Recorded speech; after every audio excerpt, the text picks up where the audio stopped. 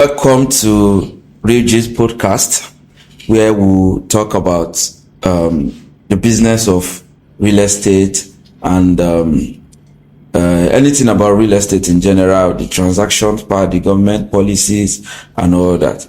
And we have here in the studio with us two powerful individuals in the real estate space. First, we have Mr. Ajayi Abayomi, a seasoned land surveyor and a real estate expert as well. You're welcome, sir. Thank you so much for having me. Yes, sir. Thank you for coming. And also, we have Mr. Okpeyemi Alade Tola. He's a real estate lawyer and he's also a real estate practitioner as well. So you're welcome, sir. Thank you very much for having me. Yeah. Thank you very much, sir. So let's just go straight to the discussion of the day. There are so many things happening in the real estate space in Nigeria now, especially Lagos, which is the center for real estate markets in Nigeria. First, to our lawyer, I would like to ask, how does land use Act impact land ownership and transaction in Lagos State? All right, thank you very much. It's a very important and germane question in the light of what's happening in Lagos as in there. So let me just give a big background to the Land Use Act. Pre-1978, land used to be owned customary by families, what we typically know as omonile, like the owners of the land. Well, it became difficult for government to access land for public use. So it became pretty difficult. They could not get, families said the mantra then was land belong to the families. So for you to have access to the land, it must be a part of the family. And by part of the family, I mean bloodline. All right. So the government does not belong to any particular family. So it was pretty difficult for them to access land. So by way of legislation, it then became important for government to have access to land, control and management of land. So they then designed a scheme in 1978 to ensure that if the governor is in charge of all the land, by extension, they have overriding and what we call allodial rights over all lands within the state, such that whenever they want to make public use of the land to benefit the general citizenry, the land is available. That led to Section 1 of the Land Use Act. And Section 1 of the Land Use Act simply says ownership of all lands is vested in the governor of the state as a trustee on behalf of citizens of the state. Okay. Now, that by implication, it means that the governor is a trustee of all lands within each state, thus giving him the right to access land for his best wisdom, access land for general public use. So when I say general public use, I mean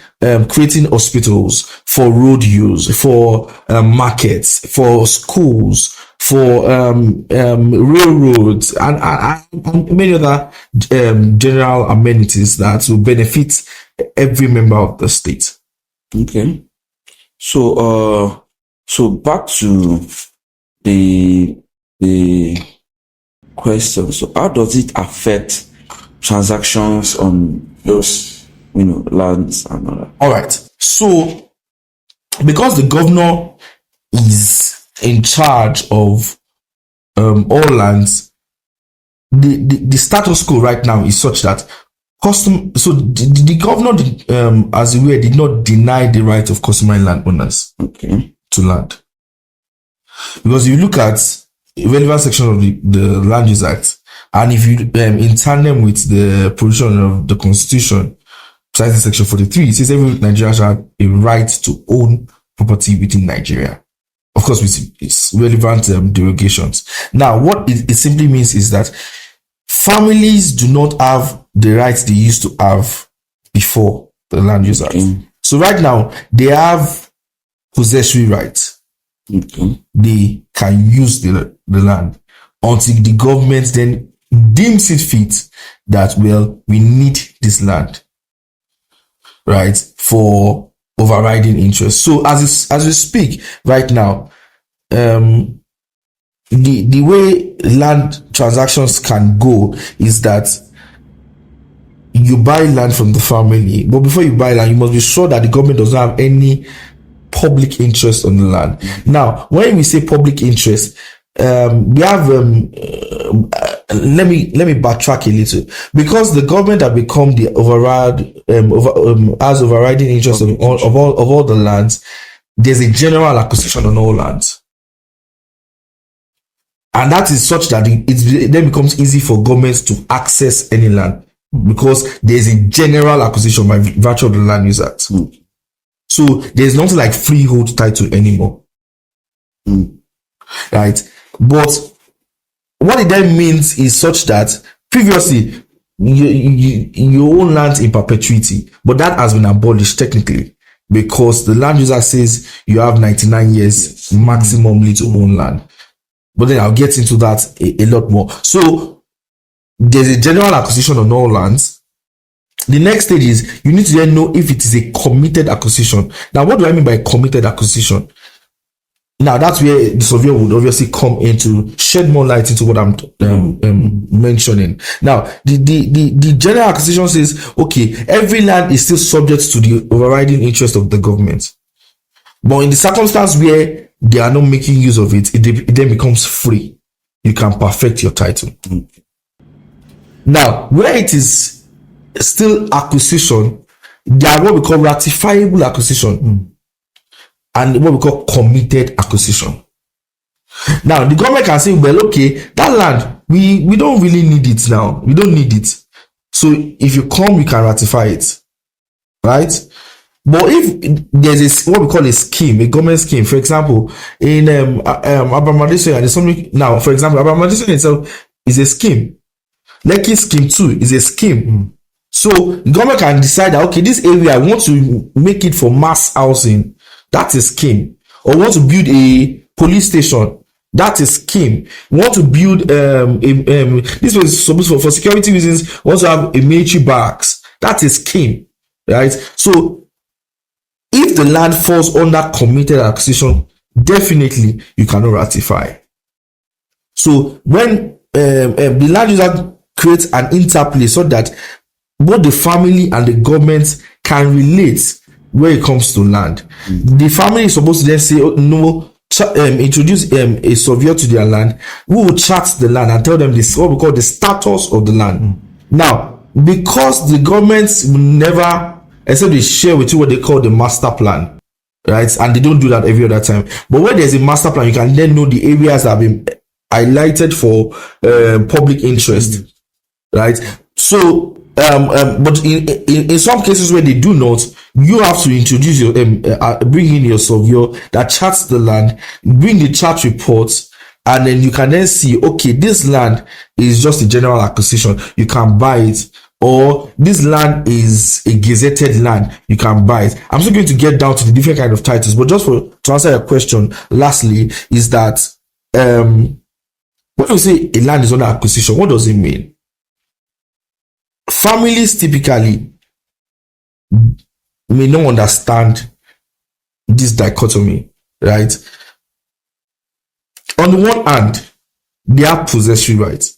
The government has overriding rights. So you start your process typically if it's an unacquired. Now there are some lands that have already been gazetted.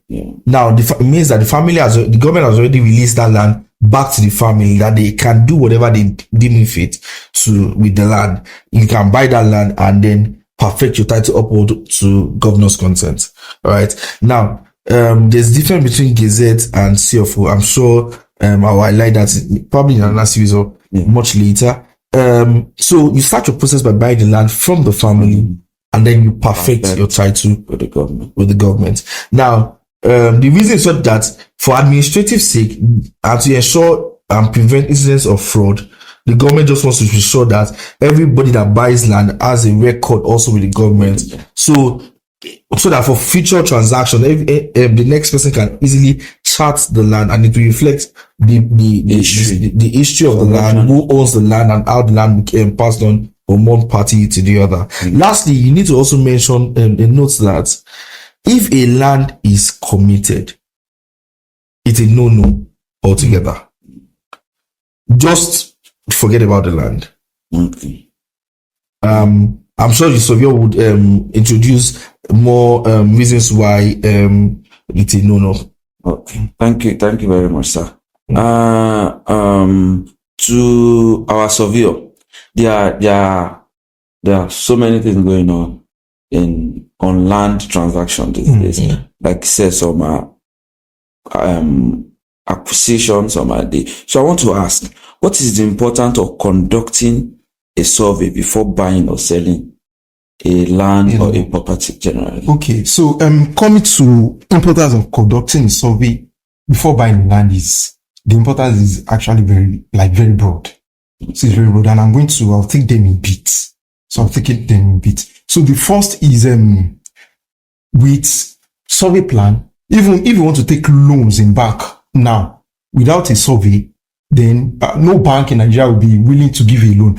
And one thing about land is that land is not like a laptop that you buy or like a car that you buy and you move away with it. When you buy a piece of land, it remains at that particular position. So the only thing that attach you, that shows ownership of that land, that attach you that, okay, Mr. Mr. A has a particular landed property, or a property as this particular location, is the survey. That's the survey plan. So that's the first. Then secondly, there's also this, that without a survey plan, you won't be able to ascertain true ownership of a landed property.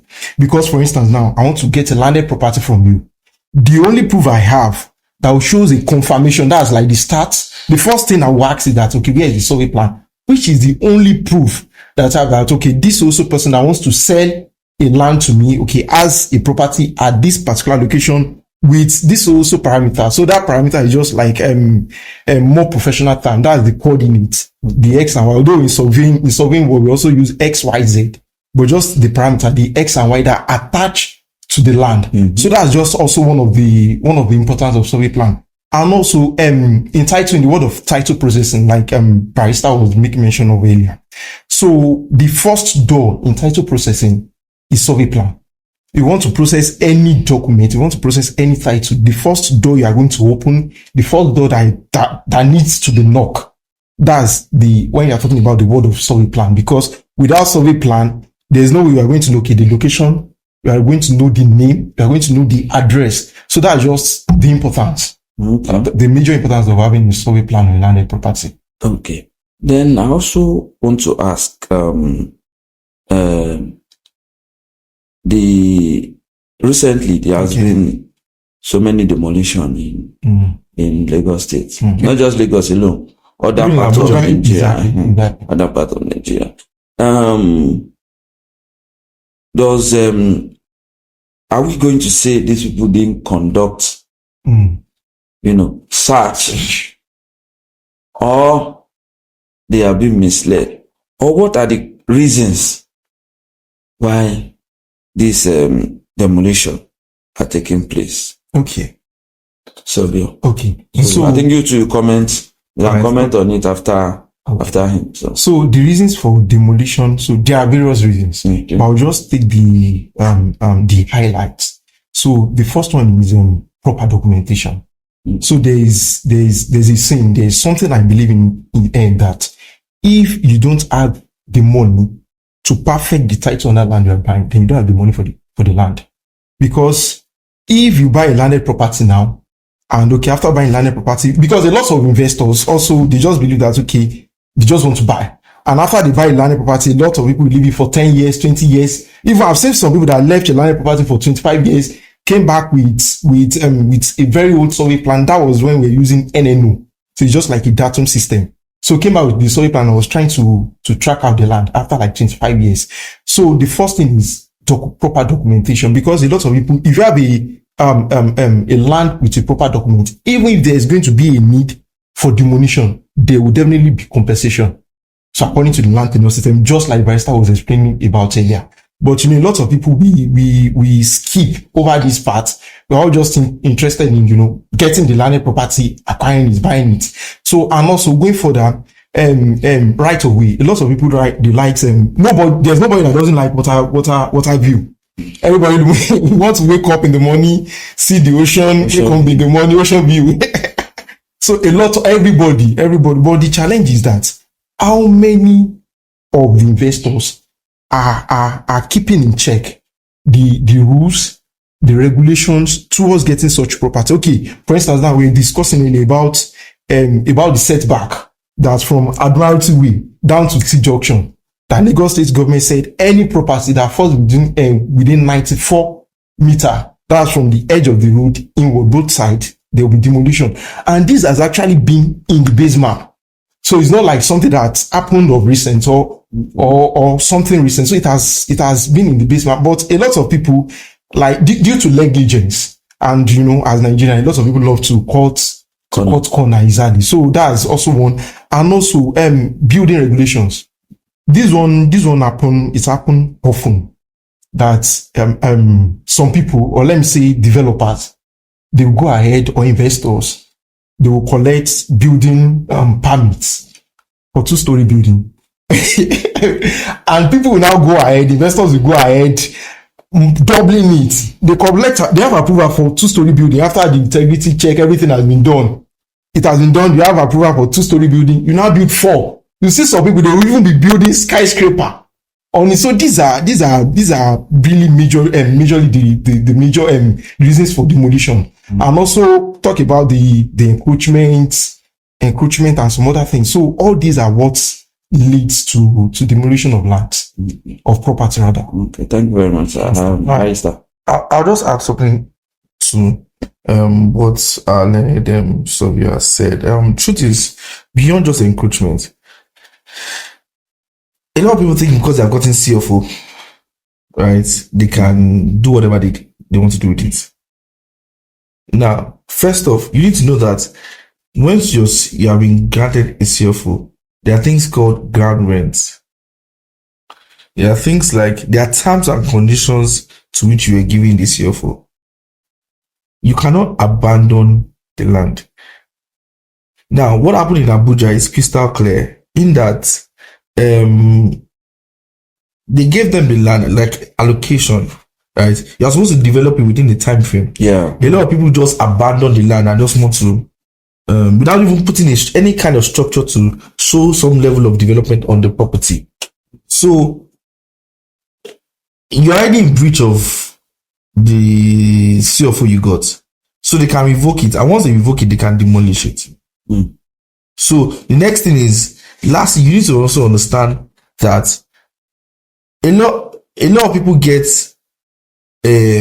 approvals, but they exceed what their approval states. For example, people have, the last demolition that happened in a quarter, a lot of people are like, how come those people will spend this kind of money without getting approvals? Many of the people don't go through the right channels in getting these approvals. Many of the approvals they seem to have gotten are illegal. So it's not registered in the back-end system of the government. So when the government, because no government will give you approval to build something on a canal. Because it makes no environmental sense. So we need to check the steps that people use in acquiring even the documents. Right? Some people brandish a CFO document or brandish building approval, and then when you go and do proper due diligence, you discover that there's nothing there. So that kind of person should not expect compensation if his property is demolished. Right? So you as a first-time buyer, it's very important to engage professionals in the field of real estate, surveyors, lawyers, and be willing to pay them their worth fee. If you don't pay them their worth, they will just do what they think is best to them. All right. So if I say this, right? If you cannot afford to spend money on due diligence, 100, 200, 300,000, but you would rather use faith to drop 100 million, it makes no investment sense. So a lot of people do not see the value in doing due diligence, so they then fall prey of what the government stipulates. If many of them have spent that money in doing due diligence, they would have known that, well, there are some things called setback. Now, high tensions, you cannot build directly close to high tensions. You cannot build very close to there are setbacks you need to give for high tension, for sub sub transformers and all that, for canals and all that. So the government will not be doing anything illegal if they demolish, if you build beyond the stipulated setback that they have stated. And the reason why, now the government is not wicked in demolishing. Sometimes the government is not wicked in demolishing people's houses. It's simply because if they don't do it, it will affect the greater number of citizens. For example, if they did not demolish those houses that were on the right of way of the canal, probably now that we are in rainy season, a lot of us will be living in flooded places. So the government demolition, we need to be as objective as possible. The question is, was there an infraction? If there was, well, then we should tell ourselves the truth, and other people should learn from it. Okay, but maybe we'll close with this. I would want to ask again, so, those people that their houses were demolished, I believe we have agencies, that monitors, construction. Yeah. That government agency from the start, which is from foundation to, because we find out that most of these houses are already built. So are we now saying, it's a question, that there was no proper monitoring? Because even if the individuals were doing something wrong, I believe those agencies should have stopped them, maybe at the foundation level or decking level or anywhere, before they finish the whole building and moved in, already staying there. So are we saying that there is no proper monitoring? So maybe to survey first, then you react. I'm not going to say there's no proper monitoring. Okay. I won't say that, because what I feel is that this is Nigeria. Okay. This is Nigeria. And with that factor, this is Nigeria, a lot of people believe that with the power, with the connection, okay, what if those agencies, what if they want to do their work, but their oga at the top, which is just the common term, call him and tell him, okay, this is what we should do. That house is my property, leave it. So it is not as if there is no proper monitoring, but there are a lot of things on that thing that I will not want to make mention of. A lot of things going on under that are the reason that it's really affecting when you are talking about demolition and another, like the barrister was saying earlier, there are some property that was built under power line here in these Lagos, and they have approval on it under power line. Although people don't think about the side effect, talking about radiation, talking about cancer, a lot of effects. But with the current system of Nigeria, a lot of people just bypass.